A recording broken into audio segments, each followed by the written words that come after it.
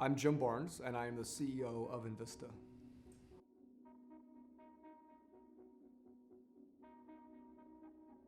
That's a great question. In terms of really where folks make mistakes around inventory optimization is they want to try to solve it with technology. And so they'll go immediately look for a demand planning and forecasting system, or go put an S&OP type system in place. And what they need to do is really take a step back and really evaluate their process. And so it's two constructs. One, it's around the actual process in terms of managing both supply and demand variability and supply lead times and demand lead times, but also looking at the organization as well. Because what we end up finding a lot of times is that a poor process and a poor organization that's not aligned in terms of breaking down silos in addition to hiring the right talent is really an impediment to actually having a good demand forecasting engine. And so if you think about where the biggest mistake is, they rush to go buy a forecasting engine.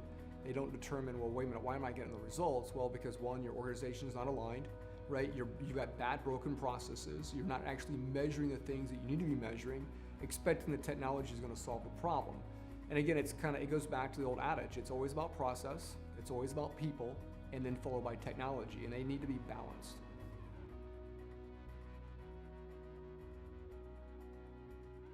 So key measurements that I'm going to throw out a term, and not to be like a geek, but I'm going to throw out a geeky term, is called the coefficient of variance, or we call CV. So it's a unitless measure that looks like the standard deviation of demand divided by the average demand of a SKU. And what ends up happening is that many organizations don't really understand how a SKU behaves over the life cycle of that SKU. And they end up basically treating all SKUs the same. Well, every SKU has its own, like human beings, right? We have our own genetic DNA. Every SKU has its own DNA, but we end up managing the SKUs in terms of the way we buy, the way we actually transport, distribute, allocate, and fulfill to, let's say, a branch in the case of heating, air conditioning, refrigeration type organizations, wholesalers. They want to treat all SKUs the same. And the reality is you can't treat all SKUs the same because they all have different demand and supply type patterns. And you got to measure that. So you have to measure the coefficient of variance and know where that SKU is on simply a revenue by units, by CV value, and determine how do you actually then start managing the life cycle of that SKU. So that's probably the first thing in terms of measurement. The second thing is that I want to be measuring lead time variability in my overall lead times, and I want to be managing my demand variability and my demand lead time. So the way you can do that, quite frankly, is using kind of Lean Six Sigma and value stream maps. So not only are you measuring the life cycle of the unit between each node of the network, you're also measuring time, because we know that time is our best enemy, or actually our worst enemy, but also can be our friend. And so we need to be measuring the elements of time as well.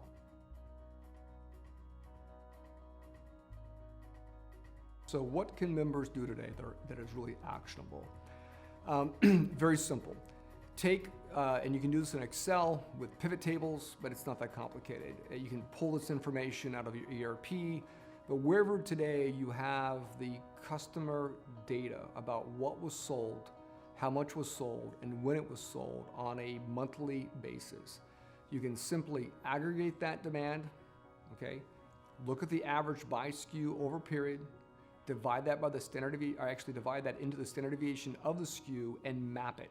Simply put together a heat map, which we call a CV heat map, to determine what SKUs, right, should I be pushing and what SKUs should I be pulling and when, because it does change. So for example, in this particular industry, weather is a huge indicator and a major causal factor. So the CV of a SKU during a bad weather or a cold front may be handled differently than a SKU that is actually in the summertime, right? I mean, obviously I'm not buying air conditioning in the winter, right? I'm buying it in the summer. So you got seasonal causal effects that have to be measured. But the first thing is actionable. Take your 10,000 to 15,000 SKUs, map them on a simple grid to understand how they behave and how predictable they are. That will give you insights to actually how you start managing the flow of inventory on an ongoing basis.